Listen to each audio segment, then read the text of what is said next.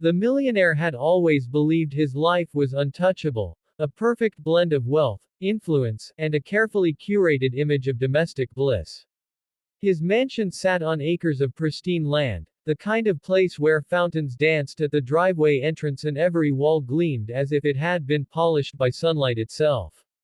His wife, Anna, was 7 months pregnant, radiant, and quietly building a future that revolved around their coming child. Every day, she would spend hours in the nursery, humming lullabies while arranging tiny clothes and plush toys. She had chosen warm, gentle tones for the walls, soft yellows and creams, because she wanted the room to feel like the safest place in the world.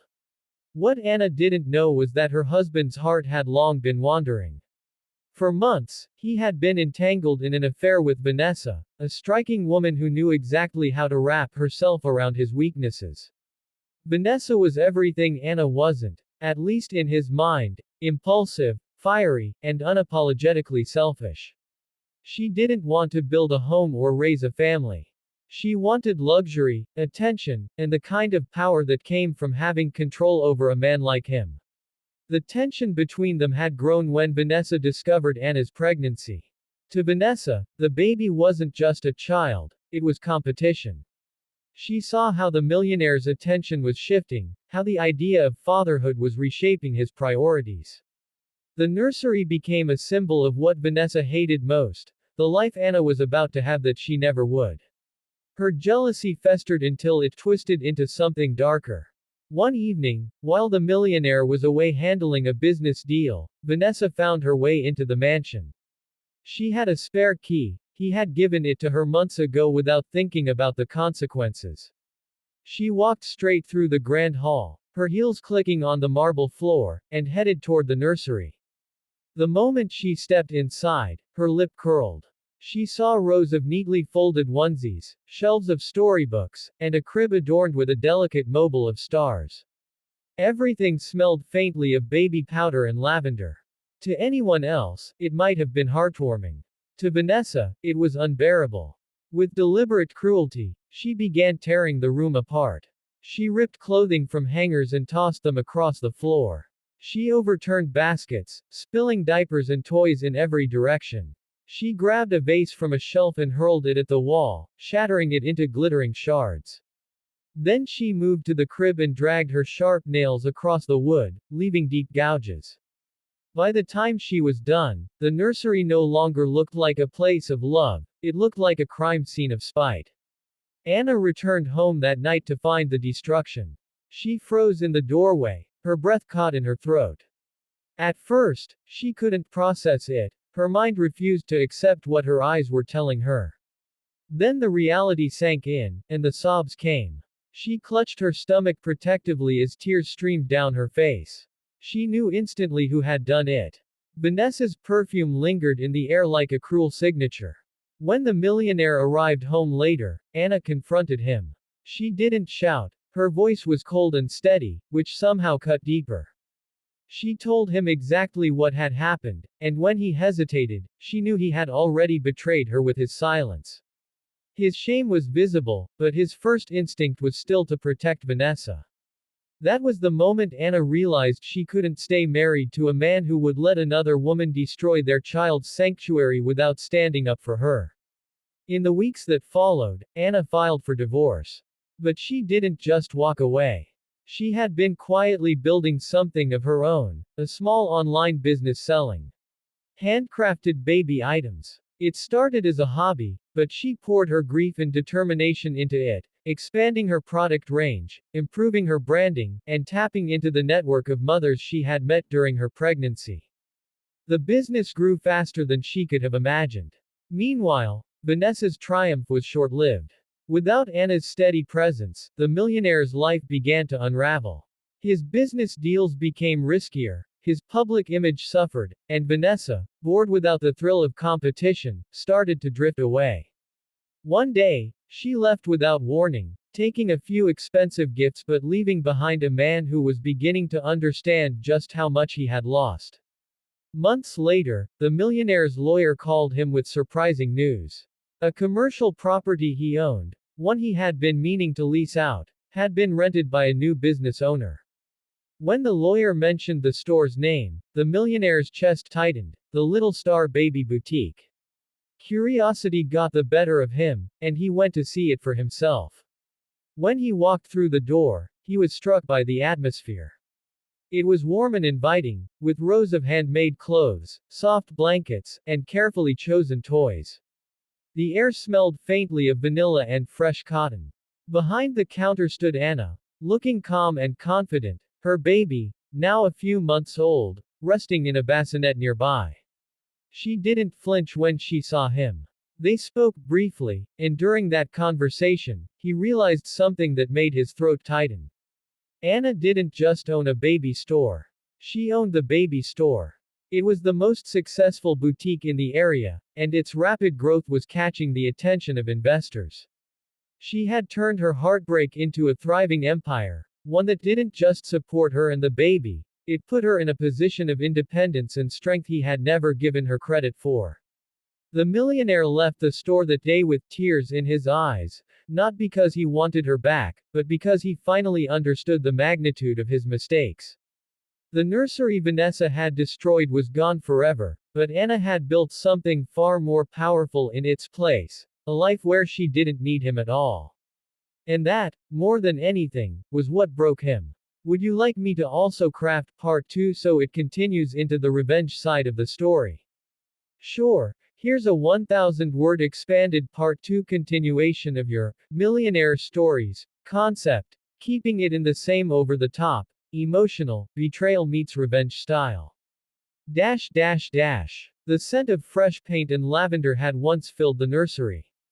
Cream-colored walls, tiny gold stars scattered across the ceiling, and a crib carved from rare maple wood, it had been the pregnant wife's dream. Every detail had been chosen with love. But now, all of it lay in ruin. Shredded curtains hung limply, the crib was splintered into a jagged heap, and powdered baby formula coated the floor like snow. She stood frozen in the doorway, her hand cradling her belly as if to shield the unborn child from the cruelty in the air. The destruction wasn't random, it was deliberate. Every cherished piece she had collected over months had been targeted. And sitting in the middle of the chaos, perched on the rocking chair like a queen on her throne, was her, the mistress.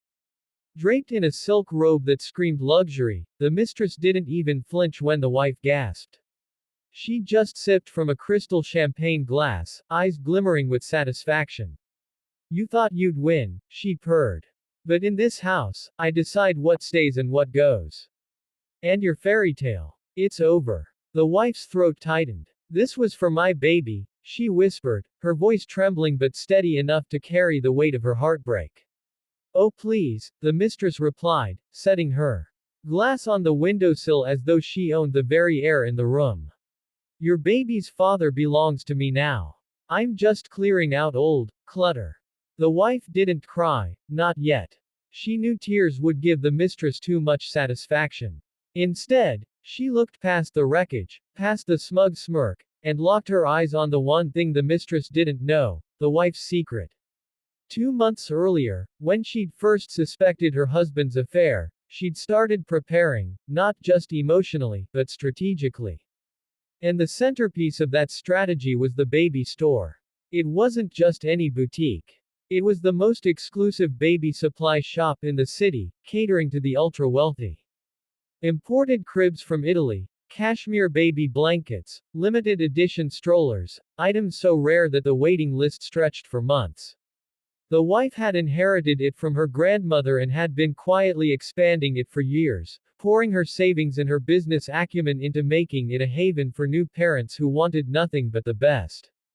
And she had kept one crucial fact hidden from her husband: she owned everything. The store, the inventory, the brand name, it was all hers, legally and irrevocably. When the mistress finally left that day, sweeping her silk robe dramatically through the doorway, the wife let her knees buckle. She sat in the mess, breathing through the hurt, allowing herself exactly 5 minutes to mourn what had been destroyed. Then she stood, dusted off the formula from her dress, and called her lawyer. The next morning, her plan went into motion. The wife knew her husband's lavish lifestyle, and the mistress's appetite for luxury relied heavily on public image. They thrived on exclusivity, on being seen in places others couldn't access. And when she closed her baby store for renovations and announced a private reopening gala for select clients, she made sure the invitation list was designed to set social media on fire. Word spread quickly in the city's elite circles. Rare baby products, free champagne, a networking hotspot for the rich. Everyone who was anyone wanted in. And that's when the wife made her move, personally inviting her husband and the mistress. She played her role to perfection, the graceful businesswoman who could rise above personal drama for the sake of professionalism.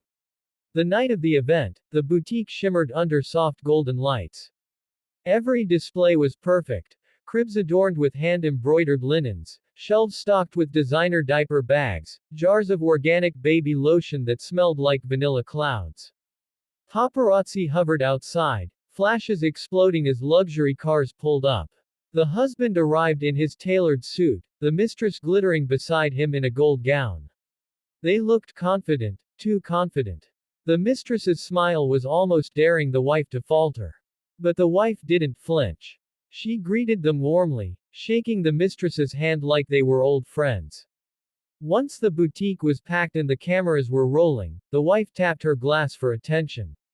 "Thank you all for coming to celebrate this new chapter," she began, her voice carrying a calm, magnetic energy. "Tonight isn't just about beautiful products, it's about the stories behind them. About family, about legacy." She let the silence hang for just a moment before continuing, "And as many of you know, I've owned and operated this store for years. Every crib, every blanket, every drop of baby lotion, it all comes from my heart. And tonight, I'm making an announcement." She paused, locking eyes with the mistress and her husband. "This store will now serve only verified families, families built on trust, respect, and love. Because what we sell here isn't just furniture or clothes, it's the beginning of a child's life. And I will not supply that beginning to people who trade love for betrayal." A ripple went through the crowd.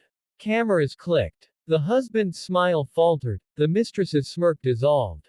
The wife continued, "So, to my dear husband, and to his companion, this is the last time you'll step foot in here. And given the exclusive contracts I hold with nearly every premium supplier in the region, I'd say you'll find it very difficult to furnish your upcoming nursery." Gasps filled the room. A few people even clapped. The mistress's face flushed crimson. She turned to the husband, hissing something under her breath, but the wife wasn't done.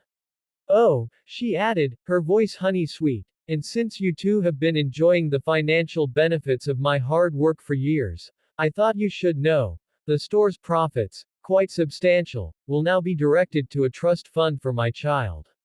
Not yours. Not ours. Mine." The cameras caught it all. The shocked expressions, the wife's poised smile, the way the mistress's hand gripped her champagne glass so tightly it looked like it might shatter. Within hours, the story hit social media, complete with hashtags like #MillionaireBabyGate and #KarmaInKashmir. Orders for the boutique tripled in a week. The wife became a symbol of quiet, calculated revenge, proof that dignity and strategy could outshine public humiliation any day.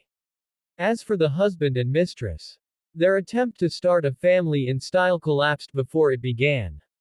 Without access to the wife's exclusive suppliers, they were left scrambling for inferior products, their social standing dented beyond repair. The mistress, who had once lounged in the nursery like a queen, now found herself without the throne, the castle, or the adoring crowd. The wife, meanwhile, returned to her rebuilt nursery, not just restored, but better than before. Sunlight spilled through fresh curtains, the maple crib replaced by an even grander design gifted by a grateful supplier. She placed her hand on her belly and smiled. "This," she whispered to her unborn child, "is what it means to protect what's yours. And no one, no matter how loud, how cruel, or how entitled, can take it from you."